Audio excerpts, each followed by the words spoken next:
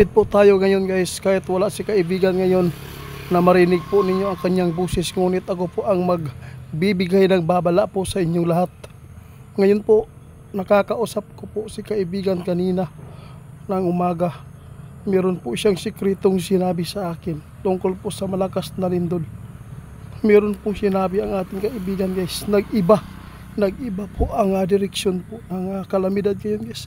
Meron po paparating na malakas na lindol. Naku, sana po hindi ito mangyari sa Pilipinas. Dahil po, sinabi po natin kahapon na walang bagyo, walang malakas na lindol. Ngunit, sabi ng ating kaibigan, nakita po niya ang pangitain na hindi maganda. Nagbago ang mga nakikita ng ating kaibigan guys. Good news na sana yung ipinapaabot po nila. Ngunit ang nakakatakot lang dito guys, sinabi mismo ng ating kaibigan, hindi po niya pinarinig ang kanyang busis na ito ay pagpapaabot sa atin. Ngayon po, ipapaabot ko sa inyo. Dahil ayaw kong mapapahamak kayo guys.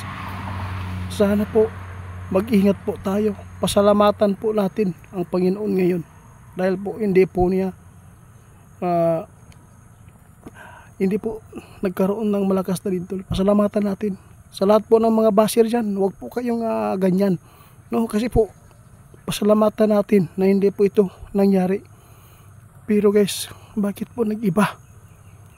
Sabi ng ating kaibigan, itiit, natatakot ako. Kasi nakita ko na sana ang good news. Ngunit,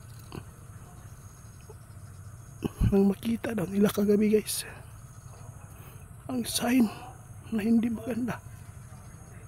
Sana po, hindi ito mangyari dito sa ating bansa. Kung mangyari man po ito sa ating bansa guys, sigurado, marami lang buhay na mawawala at mamamatay guys. Ipanalangin natin guys na sana hindi mangyari po ang kinatatakutan ng ating kaibigan. Alam po ninyo, ang mga kaibigan natin kanya-kanya po ng mga impormasyon na kukuha. Ngunit good news na sana ang ipinapaabot kahapon. Ngunit nagbago ang takbo ng impormasyon na nakikita po nila kahapon. Nang makita po nila kagabi ang panahon guys. Kaya dapat maghanda na lang po tayo ha. Itong libiguan, hindi po natin gusto na mahitabo. Hindi natin gusto na mangyari yan dito sa Pilipinas. Dahil po nakakatakot po talaga yan. Mga kapwa natin Pilipino, alam natin na maraming mga kapwa Pilipino ay nagmamahalan. Sana po, kung magkakaroon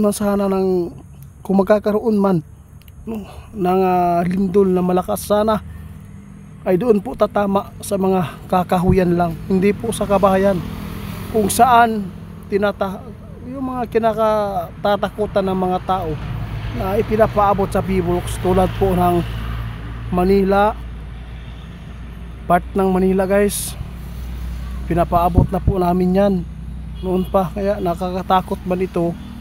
Sana po kung sino man yung mga tao na ayaw maniniwala at galit sa ipinapaabot ng ating mga kaibigan, dahil po ay hindi po daw nagaganap, wala daw katuturan ng ating mga ginagawa. Okay lang po yan, kasi po pasalamatan po natin ang Panginoon dahil hindi po niya itinutuloy na parusahan, nabigyan po ng kalamidad ang mga tao. Yun po ang pinakamalaki dapat natin na pasalamatan. Ngayon po, si kaibigan po kagabi, nakikita po talaga nila na ang magaganap. Good news na sana. Bakit po nag-iba daw ang direksyon ng panahon? Bakit bigla po nilang nakita ang masamang sign, masamang pangitain na magaganap po dito sa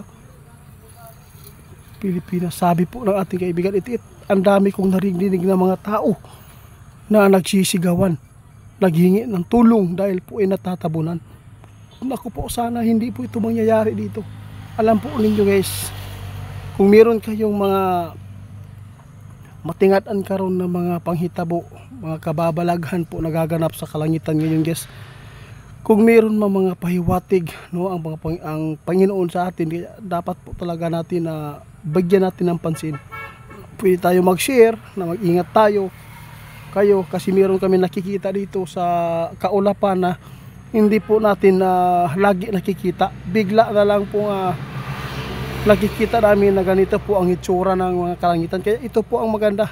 Ibig sabihin yan, maghanda tayo. Kaya mahal tayo ng Panginoon. Kaya nagbibigay siya ng pahiwatig, mga babala, no, mga sign na kakaiba. Kaya salamat po sa mga tao na makapag-share nito. Kasi po guys, rinig na rinig ni kaibigan po ang sigawan ng mga tao na ito ay humingi ng matatabunan. Nako, sana ay hindi ito magaganap po dito sa Pilipinas. Patawad po, ako ay humihingi ng tawad kasi hindi naman po hawak ng mga kaibigan natin ang panahon at ang takbo ng ating buhay. Hindi po niya tayo matutulungan sa pamamagitan lang po niya maitulong sa atin yung mga pagpapaabot. Kaya salamat po sa panood nitong video.